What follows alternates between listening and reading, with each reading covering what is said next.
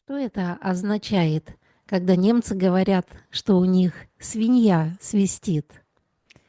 В этом видео ответ на этот вопрос. Всем привет! Hallo zusammen! Меня зовут Ирина Мали. Добро пожаловать на мой канал. Такое слово, как das Schwein, die Schweine, знакомо нам всем. Я надеюсь, что и глаголы, которые с этим существительным используем, например, grunzen, хрюкать, quieken, взвизгивать, визжать, мы тоже уже выучили. А почему иногда немцы говорят, что свинья и свистит? Ведь свиньи не умеют свистеть. Давайте посмотрим на несколько ситуаций и попробуем сами нащупать ответ на этот вопрос. Когда же у немцев свинья свистит? Что это означает? Итак, коротенькие ситуации. Ich glaub, mein Schwein pfeift. Du bist immer noch nicht fertig. Unsere Freunde warten schon seit 15 Minuten auf uns. Что тут можно сказать, если рассерженный, например, муж говорит своей супруге, да, что до сих пор не готово, наши друзья уже 15 минут нас ждут. Ich glaube, mein Schwein pfeift. Смотрим следующую ситуацию. Peter geht mit seiner Familie in die Pizzeria. Als der Ober die Rechnung bringt und Peter den Betrag sieht, sagt er, ich glaube, mein Schwein pfeift. Das ist viel zu teuer. Hierher kommen wir nicht mehr. Опять недоволен ситуацией человек, в данном случае Петер, удивлен, возмущен огромной цифре, и поэтому больше в эту пиццерию не придет. Ich glaube, mein Schwein pfeift. Вы видите, в переводе на русский язык это предложение я пока не перевожу. Догадываемся сами пока. Еще ситуация. Paul hatte einen langen Tag im Büro und freute sich auf sein Lieblingsessen zu Hause. Als er die Tür öffnete, sah er seine Katze auf dem Esstisch, genüsslich seinen Lachs verspeisend. Ich glaube, mein Schwein pfeift, rief er verärgert.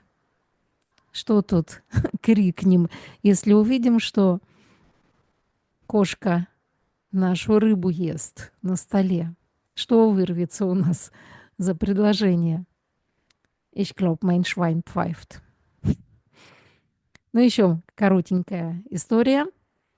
In der Schule hatte Lena eine schreckliche Note in Mathematik bekommen.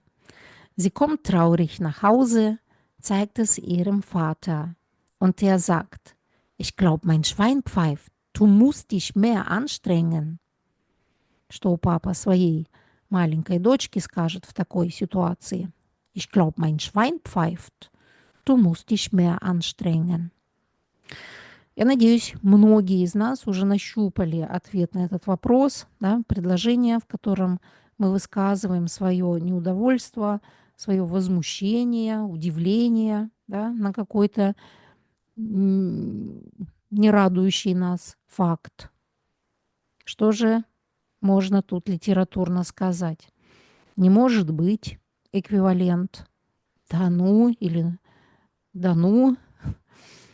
Вот это да, ничего себе, или нифига себе, обалдеть, вот это номер и так далее, и так далее.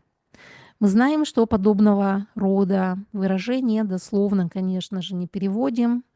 Я полагаю, я думаю, что моя свинья свистит, да, так было бы дословно.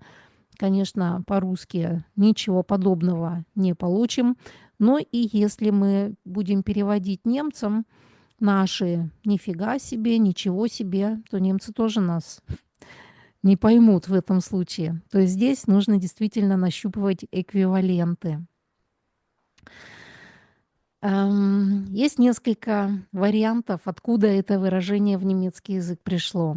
По одной версии нет никакого глубокого смысла в этом предложении, не нужно его искать, не нужно раздумывать, откуда оно произошло. Просто кто-то сказал, кому-то понравилось, вот и распространилось предложение.